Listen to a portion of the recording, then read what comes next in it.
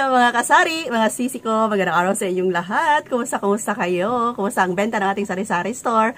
Ngayon dito sa amin, napansin namin ni Kuya Dave na parang tumataas yung sales namin kasi nga wala nang pasok, di ba? Marami ng mga kabataan, may mga tao na sa bahay. So kapag wala silang parang naboboard sila, di ba? Manonood ng movie, tapos bibili ng pang-merienda. So, mabenta ang chichirya namin. Ayan. Okay, so for today's vlogs, mga sisi, kaloka. Gusto ko lang talaga itong i-share sa inyo. Nagtaka ako, bakit kulang-kulang yung pera ko? Parang may something talaga na bakit bigla na lang nawala ba? Ganun. may na-discover pala ako na kagagawa ni Kuya Dave. Kung nasaan na yung ibang kayamanan ni Ate Rose ninyo dito sa tindahan, mga sisi. Pero bago yan, gusto ko munang i-share sa inyo. Masaya lang ako. Kasi nga, di ba, kagagraduate lang ni Kring. Tapos yung mga problema ko ay nasosolve. Yan. Nasosolve yung mga problema ko sa tulong din ng mga kasari ko na nagko-comment sa akin. So, maraming salamat pala sa mga kasari ko na nagko-comment tungkol doon sa aking credit card. Okay, so good news mga sisi. Kulang lang po talaga ako sa kaalaman. Nag-research ako. So, ngayon ay alam ko na. Okay, so yung ginawa ko, yung credit card ko, bago tayo mag-proceed pala sa topic natin na kayamanan ko, gusto ko muna itong i-share sa inyo. Na yung credit card ko pala is binayaran ko na lang muna yung annual fee ko. So, binayaran ko na lang muna para ma-stop na siya, hindi na siya tutubo pa. Kasi pagpabayaan ko siya, magtataas siya buwan-buwan. So, binayaran ko na lang siya ng buo, at least 0-0 na. Pagkatapos kong nagbayad, pagkabukas na, kasi bukas pa yan siya sa statement, ayan, lalabas sa statement, tumawag kaagad ako sa BDO at pina-waive ko yung annual fee. So, ibig sabihin nga ng pina-waive, hindi na ako magbayad ng annual fee. Kinausap ko yung customer service. So, na-waive yung annual fee at the same time, na-reverse yung pera na binayad ko, naibalik sa akin. So, worried ako kasi nga napakalaking halaga yung naibayad ko, parang nawala lang na parang bula, di ba? Pero yun na nga, tinawag ko siya, wala na akong babayaran pa na annual fee ngayon, and naibalik yung pera ko. So, paano ko nalaman na naibalik yung pera ko? Need lang kasi na within this month, 30 days, simula lang tumawag ako ay mag-grocery ako ng 20,000 para automatic na ma-reverse yung naibayad ko. So, nung isang araw ay nag-grocery ako ng mahigit 20,000 nga, yung 28 yung mahigit 28,000, yung magte-30,000 na, di ba? Kahapon pala na vlog ko, yun yung ginamit ko. Tapos yung imbis na cash na ibayad ko, credit card na lang yung ginamit ko para ma-reverse yung pera na binayad ko. So, nagkakahalaga lahat ay 31,000 pala overall. Tapos, yung outstanding balance ko na lang is 24,000 na lang. So, nabawas lahat yung naibayad ko. Okay, so thank you so much sa lahat ng concern, sa lahat ng nag-message sa akin. Ayan, thank you so much sa inyo. And sa YouTube na rin, kasi napakaraming kaalaman na mapupulot natin doon kapag tayo ay mag-research muna bago tayo mag-click, bago tayo gagawa ng mga kahit ano.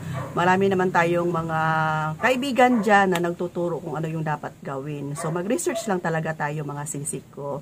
Okay, so proceed na tayo kung ano yung ibig kong sabihin. Punta tayo doon sa likuran. Alam nyo ba, mga sisik ko, ha?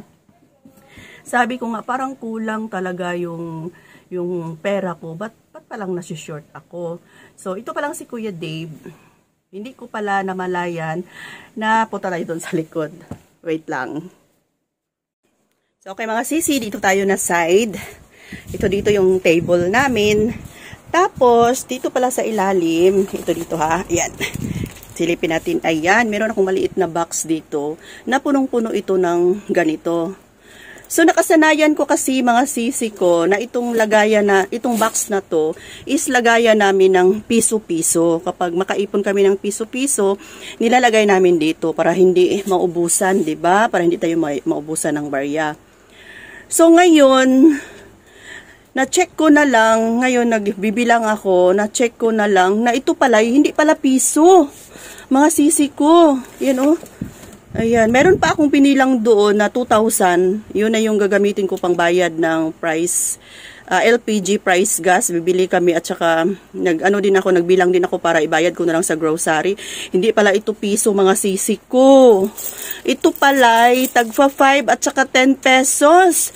Umabot na to ng 10,000. Akala ko lang piso-piso. Pag mapuno to ng piso-piso na ganito, tigwa 1,000. Ayan oh, ayan tag 5 pesos. Pag mapuno to, nasa 2,000 lang kung sa piso-piso. Ayan mga sis, oh, sabi ko, hala, sabi kasi ni Kuya Dave, kapag marami siyang barya, gabi-gabi, binabalot niya. Tapos nilalagay niya dito lahat. Kaya pala, nandito yung mga, tingnan nyo, oh, tagpa 5 pesos yan, oh. Hindi ako nagbibiro sa inyo, ha. Kalkalin natin, yan, di ba? Oh, 5 pesos. Ito pa dito, oh. Marami pa ito mga sisi ko. Oh, yan, oh. Yan. Kalkalin natin yan, oh. Walang piso. Puro tagpa 5. Meron pa nga dito, tigti 10, 1,000. Ayan. Yan, ganyan pala yung aking kasama dito. Kaya sabi ko, unti-unti ko itong ibabayad. Yung meron mang pumunta dito na ahente para maging buo ito mga sisi. Kasi natutulog lang to. Imbis na sana pang pang bili ko yan ng mga item. Yan, imbis pang bili ko yan ng mga item. Nakatingga lang dito. Natutulog lang almost 10K. Ayan oh. Biruin mo yan mga sisi ko. So ayan mga sisi, ito na yung binalot ko. Binilang ko ulit baka kulang or sobra. So, ito na yung final. Ito yung sa grocery bukas. So, ito na lang yung babayaran ko kasi may grow coins naman ako. Yung tuwing nagbabayad sila, pinapadaan ko sa QR code. Nakaipon ako ng 6,000. So, ito na lang yung cash na ibigay ko sa grocery. At saka itong sabi ko na bili si Kuya Dave ng price gas. Kanina umalis siya. Walang stock. Nagdala siya ng buong 1,000. So, ngayon, buti na lang. Ito yung bukas. Handa ko na to siya dito para hindi makalimutan na bayaran ito ni Kuya Dave. Okay, so update tayo. Itong mga item na to na kabibili ko lang, hindi pa na i-display kasi nga hindi pa alam ni Kuya Dave yung mga price nito mga sisi kung mayroon kayong mga ganito. Ayan. Tapos dito tayo na part sa harapan mismo ng tindahan natin. Ito yung ibang chichirya. Ayan, sumubra na siya sa lagayan. At yung ibang mga chichirya dito, ayan, so na-i-vlog ko na to before. Ayan, pabalik-balik na lang tayo kasi ngayon ay punong-puno na din siya. Ayan, oh, di ba? So lahat ng mga nakasabit sa taas mga sisi ko ay malalaking chichirya. Ayan. Puro malalaki lahat yan ng mga chichirya kasi ito yung mabenta ngayon sa mga kabataan, ang mga chichirya. Kasi diba, dito silang lahat ngayon, walang pasok. Ayan. So yung mga maliliit dito lang sa aking tray. Ayan. Yan, dyan siya nakalagay. So, urong tayo konti. Ayan, diba? Kitang-kita yung mga paninda natin kapag dito yung ating mga suki. Open yan siya from down to up. Yung mga gamis natin ay unti-unti na rin nauubos. Yan, tapos magre-repack na naman ulit si Ate Rose ninyo. Kaya lang super busy pa ang inyong tendera ngayon mga sisi. Daming gawain. Maglalaba pa si Ate Rose ninyo. So, sa mga dilata, ayan, punong-puno pa yung ating tindahan. Thank you so much, Lord.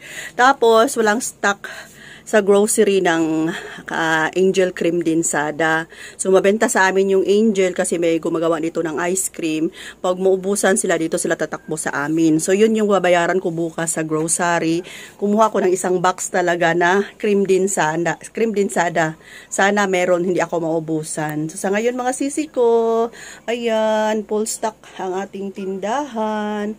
Punong-puno yan mga sisi ko. Ayan. Hanggang sa mga imported natin na mga, ayan, mga dilata. Andyan pa yan sa likuran. Yan, punong-puno. Yan dyan sa likuran. Yan. Thank you, Lord. Thank you so much.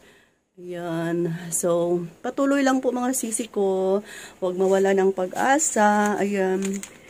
Manalig lang tayo kay God. May blessing talagang darating. Okay, so siguro hanggang dito na lang muna yung update natin ngayon at ako'y papasok pa at magluluto. So dito muna sa glass, kunting pasingit lang. Puno din itong ating glass dito sa harapan. Ayan, puno din siya ng mga overstock natin. So pag maubos dito sa harapan, kuha si Ate Rose ninyo dito sa ating lagayan ng mga stocks. Nasa glass siya para hindi pasukin ng mga mababait. Thanks for watching mga sisi. Love you. Bye for now.